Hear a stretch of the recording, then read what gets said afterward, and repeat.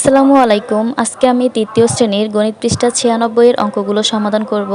দুঃখিত, আমার উপরে পেজে লেখাটা একটু ভুল হয়েছে। এখানে ৯৬ হবে পৃষ্ঠা নাম্বার।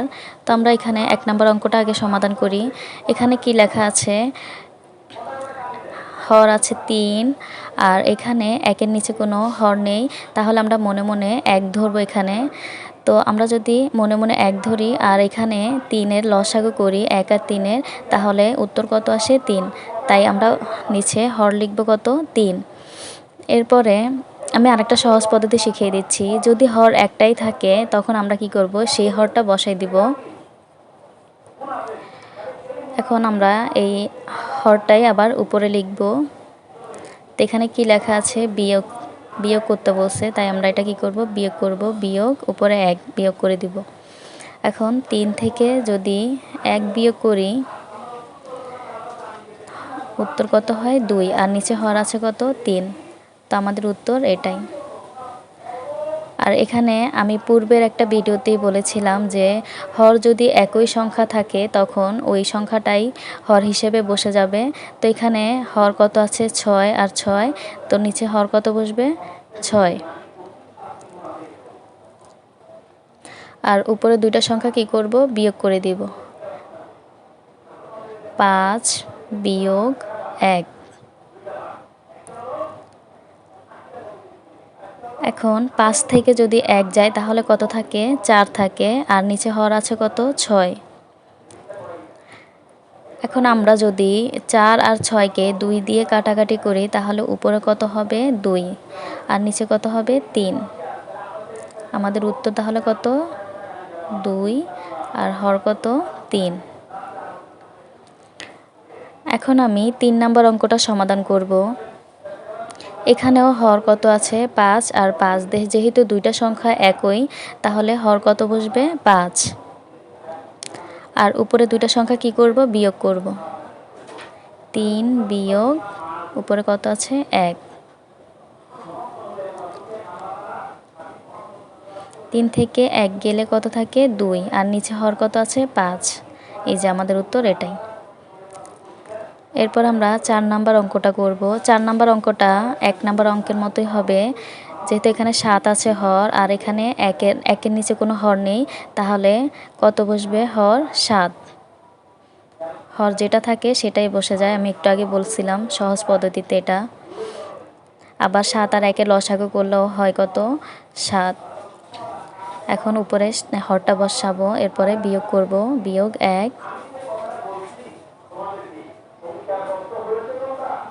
৭ থেকে ১ গেলে থাকে কত?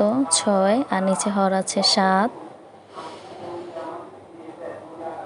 এরপর আমি ৫ নম্বর অঙ্কটা করব। ৫ নম্বর অঙ্কটা হর একই সংখ্যা আছে, এখানেও ৬ এখানেও ৬। তাই নিচে হর কত হবে? ৬। আর উপরে কত আছে? ৩ আর ২। উপরে দুইটা সংখ্যা বিয়োগ করব।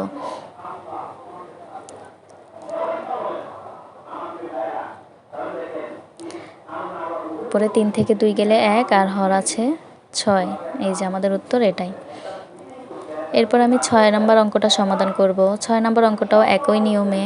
হর একই থাকলে হরটা নিচে বসে যাবে। এখানে হর যেহেতু ৭ আছে তাই ৭ বসবে আর উপরে দুইটা সংখ্যা আমরা বিয়োগ করে দিব।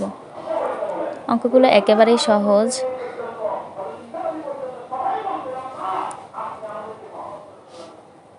পাঁচ থেকে ৩ গেলে থাকে কত?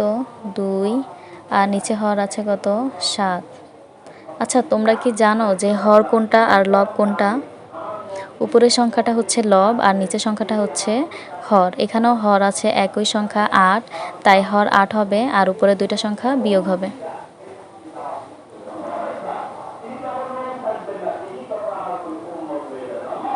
পাঁচ থেকে ২ গেলে ৩ আর হর আছে কত? ৮। এই যে আমাদের উত্তর এটাই। এই দেখো, এই অঙ্কটা আবার ১ নম্বর অঙ্কটার মতোই। ১ নম্বর অঙ্কটা নিয়মেই করব। এখানে হর একটা সংখ্যা আছে ৮, তো আমরা হরটা ৮ লিখব। এরপরে এই ৮ই হরটা উপরে লিখব, লিখে বিয়োগ দিয়ে উপরে কত আছে? ৫। এই যে ৮ থেকে ৫ গেলে কত থাকে? ৩ আর নিচে হর আছে কত? ৮। এখন আমি ৯ নাম্বার অঙ্কটা সমাধান করব। নিচে হর আছে কত 9, আর উপরে দুইটা সংখ্যা বিয়োগ, 8 থেকে 3 বিয়োগ দিলে থাকে 5, আর নিচে হবে কত 9। এরপর 10 নম্বর অঙ্কটা একই নিয়মে, হর আছে 8, তো 8 বসাবো আর উপরে দুইটা সংখ্যা বিয়োগ করব। 7 থেকে 1 গেলে কত থাকে 6। আশা করি তোমরা বিয়োগ করতে পারো। এখন আমরা যদি 6 আর 8কে 2 দিয়ে কাটাকাটি করি তাহলে 3 দুগুণ 6 আর নিচে 4 দুগুণ 8, তাহলে উত্তর কত হবে, উপরে 3 আর নিচে হর কত 4। শেষ। আমাদের এরপর 11 নম্বর অঙ্কটা করব। এখানে এক আছে আর এখানে হর আছে 9, তো 1-এর নিচে আমরা মনে মনে কত ধরব, 1। 9 আর 1-এর লসাগু করলে 9, আর উপরে 9 সংখ্যাটা বসাবো, হরটা বসাই দিব, এরপরে 7 বিয়োগ দিব। 9 থেকে 7 গেলে থাকে কত 2, আর নিচে হর আছে কত 9। এরপরে এখানে দুইটা সংখ্যা আছে 9, তো হর 9 বসবে, আর উপরে 7 থেকে 2,